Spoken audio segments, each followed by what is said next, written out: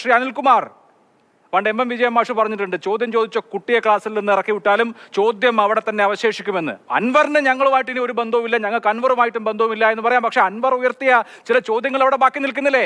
4 അന്വേഷണങ്ങൾ ADGP MR Ajith കുമാറിനെ കുറിച്ച് നടക്കുകയാണ്. അദ്ദേഹം ഇപ്പോഴും ക്രമസമാധാനത്തിന്റെ ചുമതലയുള്ള ADGP ആണ്. മുന്നണിയിൽ ഈ ADGPക്കെതിരെ അധികകാലം RSSുമായി കൂടെ പോയ ആൾ ADGP ആവില്ല എന്ന് ഇന്നുകൂടി ബിനോയ് വിശ്വം പറഞ്ഞു. ഇപ്പോഴും അദ്ദേഹം ADGP ആയി തുടരുകയാണ്. സംസ്ഥാനത്തിന്റെ DGP പൂരം കലക്കിയതുമായി ബന്ധപ്പെട്ട് കവറിംഗ് ലെറ്ററിൽ ADGPക്ക് വീഴ്ചയുണ്ടായി എന്ന് എഴുതി കൊടുത്തിട്ടുണ്ട്. ഇപ്പോഴും ഒരു നടപടിയും എടുത്തിട്ടില്ല. അപ്പോൾ ഒരുപാട് ആരോപണങ്ങൾ നേരിടുന്ന ഒരു പോലീസ് ഉദ്യോഗസ്ഥനെ ഇപ്പോഴും സംരക്ഷിക്കുന്നത് എന്തിന് എന്ന പ്രാഥമികമായ ചോദ്യത്തിന് പോലും ഉത്തരമില്ലാതെ അൻവർ പണ്ട് കോൺഗ്രസ് ആയിരുന്നു എന്ന് പറഞ്ഞിട്ട് എന്ത് കാര്യം?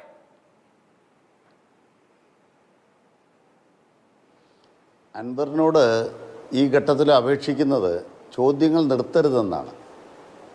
കാരണം അദ്ദേഹത്തിൻ്റെ ചോദ്യങ്ങളുടെ കാമ്പ് എന്താണെന്നുള്ളത് നാട്ടുകാർക്ക് മനസ്സിലാക്കാൻ അദ്ദേഹം ചോദ്യങ്ങൾ അവസാനിപ്പിക്കരുത്. ആ പത്രസമ്മേളനത്തിലെ മാധ്യമപ്രവർത്തകർ അൻവറിൻ്റെ ആവശ്യങ്ങളെക്കുറിച്ച് വേണ്ടത്ര ചോദിച്ചില്ല. അത് അൻവർ രക്ഷാ ദൗത്യമാണ് എന്നാണ് ഞാൻ മനസ്സിലാക്കുന്നത്. എന്തിനാണ് ഈ അൻവറുടെ ഈ കലാപം? ഒരു കാര്യം ആദ്യമേ തന്നെ മനസ്സിലാക്കണം. കുറ്റവാളികളായ ഒരാളെയും, അത് ഒരു പോലീസ് ഉദ്യോഗസ്ഥനാവട്ടെ, ഒരു സർക്കാർ ഉദ്യോഗസ്ഥനാവട്ടെ, ഇനി സർക്കാരിൽ പാർട്ടിയുടെ ഭാഗമായി പ്രവർത്തിക്കുന്ന ആരെങ്കിലും ആകട്ടെ, ഒരു വ്യക്തിയെയും സംരക്ഷിക്കുന്നതിന് ഒരു നടപടിയും LDFൻ്റെ ഭാഗത്തുണ്ടാവില്ല, CPMൻ്റെ ഭാഗത്തുണ്ടാവില്ല.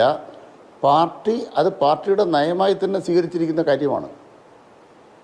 അതുകൊണ്ട് ഇപ്പോൾ അൻവർ ഉന്നയിച്ച ഏതെങ്കിലും ഒരു വിഷയത്തിനകത്ത് അന്വേഷണമില്ല എന്നല്ല, പരമാവധി അന്വേഷണം എന്നാണ് പാർട്ടി നയം. LDFുമായുള്ള ബന്ധം അൻവറുമായുള്ള ബന്ധം പാർട്ടിയും അവസാനിപ്പിച്ചിരിക്കുന്ന പശ്ചാത്തലത്തിലും അൻവറിനോട് ഞങ്ങൾ അഭ്യർത്ഥിക്കുന്നത് പരമാവധി തെളിവുകൾ നൽകണമെന്നാണ്. അല്ല ശ്രീ അനിൽകുമാർ, ഇതുവരെ പൊതുസമൂഹത്തിൽ തന്നെ ബോധ്യപ്പെട്ട വിഷയങ്ങളിൽ എന്താണ് ഉണ്ടായിട്ടുള്ളത് എന്ന കാര്യം അവിടെ നിൽക്കുന്നല്ലോ. ദത്താത്രേയ ഹൊസബലയുമായി 2023 കൂടിക്കാഴ്ച നടത്തിയിട്ടുണ്ട് MR അജിത് കുമാർ എന്നുള്ള വസ്തുത താങ്കൾ ഡിസ്പ്യൂട്ട് ചെയ്യുന്നുണ്ടോ? ഇല്ലല്ലോ. അത് കഴിഞ്ഞ് 2 ആഴ്ച കഴിഞ്ഞ് റാം മാധവനെ തിരുവനന്തപുരത്ത് വെച്ച് കണ്ടിട്ടുണ്ട് എന്ന വസ്തുത ഡിസ്പ്യൂട്ട് ചെയ്യുന്നുണ്ടോ? ഇല്ലല്ലോ. RSSന്റെ പ്രമുഖ നേതാക്കളുമായി സംസ്ഥാനത്തെ മുഖ്യമന്ത്രിയുടെ വലങ്കയായ ADGP അടുത്തടുത്ത ദിവസങ്ങളിൽ കൂടിക്കാഴ്ച നടത്തുന്നു. എന്തിന് എന്ന് വിശദീകരിക്കപ്പെട്ടിട്ടില്ലല്ലോ. അതേക്കുറിച്ച് 21 ദിവസത്തിന് ശേഷം ഒരു പരിശോധനയ്ക്ക് മുഖ്യമന്ത്രി നിർദ്ദേശിക്കുക മാത്രമാണ് ഉണ്ടായിട്ടുള്ളത്. ഇതുപോലെയുള്ള വസ്തുത നമ്മുടെ മുമ്പിൽ ഉണ്ടല്ലോ. ആ വസ്തുതയുടെ മുകളിൽ എന്ത് ആക്ഷനാണ് ഉണ്ടായിട്ടുള്ളത്? അഭിലാഷിന്റെ ചോദ്യത്തിൽ വസ്തുതയില്ലാത്തൊരു കാര്യമുണ്ട്. അതേതാണ്? മുഖ്യമന്ത്രിയുടെ വലങ്കൈ. അങ്ങനെ മുഖ്യമന്ത്രിക്കൊരു വലങ്കൈ ഉള്ളതായിട്ട് പാർട്ടിക്കറിയില്ല. മുഖ്യമന്ത്രിക്ക് വേണ്ടി ആ വ്യക്തി ഒരു ദൗത്യവും നിർവഹിക്കേണ്ട കാര്യവുമില്ല. അത് മുഖ്യമന്ത്രി വ്യക്തമാക്കിയിട്ടുണ്ട്. ADGP ഏതെങ്കിലും തരത്തിൽ RSSന്റെ നേതാക്കളെ കാണുന്നത് ഒരു ഇടതുപക്ഷ ജനാധിപത്യത്തിലുള്ള സർക്കാരിനെ സംബന്ധിച്ചിടത്തോളം സ്വീകാര്യമായ നടപടിയാണ് എന്ന് ഞങ്ങൾക്കാർക്കും അഭിപ്രായമില്ല. അത് പാർട്ടി സെക്രട്ടറി വ്യക്തമാക്കിയിട്ടുണ്ട്. തൃപ്തിയുണ്ടെന്നാണോ നിങ്ങൾ വിചാരിക്കുന്നത്? ഇതല്ലേ പാർട്ടി സെക്രട്ടറി വ്യക്തമാക്കിയത്? എന്താ പ്രശ്നം? നമ്മുടെ ഈ രാജ്യത്ത് ഒട്ടും സ്വീകാര്യമല്ലാത്ത, വെറുക്കപ്പെടേണ്ട കാര്യങ്ങളാണ് RSS ചെയ്യുന്നത്. മറ്റു പല സംഘടനകളും നിരോധിക്കപ്പെട്ട പോലെ അതേ മാനകങ്ങൾ വെച്ചാൽ RSS പണ്ടേ നിരോധിക്കപ്പെടേണ്ടതാണ്, മുമ്പൊരിക്കൽ നിരോധിക്കപ്പെട്ടതാണ്. അപ്പോൾ അത്തരമൊരു സംഘടന, അതിൻ്റെ നേതാക്കന്മാർ 10 കൊല്ലമായി ഇന്ത്യ ഭരിക്കുകയാണ്. അവരാണ് രാഷ്ട്രപതിയെ തീരുമാനിക്കുന്നത്, അവരാണ് പ്രധാനമന്ത്രിയെ തീരുമാനിക്കുന്നത്.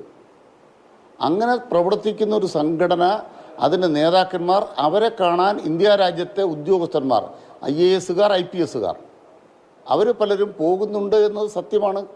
എന്തുകൊണ്ട്? കേന്ദ്ര സർവീസിലെ സ്ഥാനമാനങ്ങൾ, അല്ല, കേന്ദ്ര സർവീസിലെ സ്ഥാനമാനങ്ങൾ ചൊല്ലി അങ്ങനെ ആ തരത്തിൽ ഇതുപോലെ ക്രമസമാധാന ചുമതലയുള്ള ഒരു ADGP പെരുമാറാൻ പാടുണ്ടോ? പണ്ട് സെൻകുമാറിനെ കുറിച്ച് നിയമസഭയിൽ തന്നെ മുഖ്യമന്ത്രി, അദ്ദേഹം ഇപ്പോൾ ഏത് പക്ഷത്താണെന്ന് നിങ്ങൾക്ക് അറിയില്ല കേട്ടോ എന്ന് പറഞ്ഞിരുന്നു. ചരിത്രമാണ്. പക്ഷേ ഇപ്പോഴത്തെ ചുമതലയുള്ള ആൾ ഏത് പക്ഷത്തായാലും എനിക്കൊരു കുഴപ്പവുമില്ല എന്ന നിലപാട് സ്വീകരിക്കാൻ പറ്റുമോ CPMന്? എനിക്കറിയില്ല രാഷ്ട്രീയമായി. നോക്കൂ, അൻവർ ഇന്നലെ ഉന്നയിച്ചിട്ടുള്ള ആരോപണങ്ങൾ, പോലീസിൽ നിന്ന് നീതി കിട്ടുന്നില്ല ആർക്കൊക്കെ, പാർട്ടിക്കാർക്കും ന്യൂനപക്ഷങ്ങൾക്കും. പോലീസ് വർഗീയവൽക്കരിക്കപ്പെട്ടു, പോലീസ് RSS വൽക്കരിക്കപ്പെട്ടു. ഇതൊക്കെ സമൂഹത്തിലേക്ക് ഇറക്കിവിട്ട ചോദ്യങ്ങളാണ്. അൻവറുമായിട്ടുള്ള ബന്ധം വിച്ഛേദിച്ചുകൊള്ളൂ. പക്ഷെ അൻവർ ഉയർത്തുന്ന ഈ വിഷയം അവിടെ ബാക്കി നിൽക്കുകയല്ലേ? ഇതിനെ രാഷ്ട്രീയമായും അഭിസംബോധന ചെയ്യേണ്ട വിഷയം വരും. നിങ്ങളുടെ പാർട്ടി കേഡർമാർ തന്നെ ഈ കാര്യങ്ങൾക്ക് എന്താണ് ഉത്തരമെന്ന് ചോദിക്കില്ലേ ശ്രീ അനിൽകുമാർ?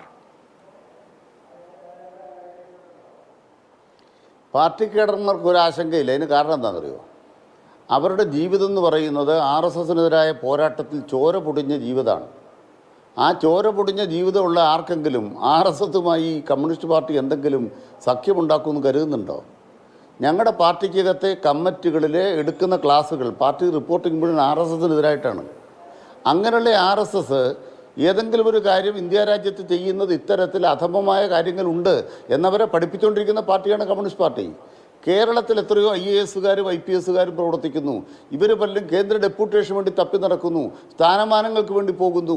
അങ്ങനെ പോകുന്നതിൽ ഈ വ്യക്തി ഉൾപ്പെട്ടിട്ടുണ്ടോ? അതൊരു പരിശോധനയുടെ ഭാഗമായി തീരുമാനമെടുത്തു കഴിഞ്ഞാൽ പരിശോധന തീരും മുമ്പ് എന്നപ്പറ്റി എന്തിനാ പരിശോധിക്കുന്നത്? നിങ്ങളെന്തിനാ പരിശോധിക്കുന്നത്? തെറ്റായൊരു കാര്യം നടന്നു എന്നത് പരിശോധനാപരമായി വരണ്ടേ? ഇല്ല, പിന്നെ പരിശോധിക്കുക വേണ്ട. പരിശോധിച്ചുകൊണ്ടിരിക്കുകയാണെന്നുള്ളതാണല്ലോ. ഓക്കെ, ഞാൻ വരാം അങ്ങയിലേക്ക്.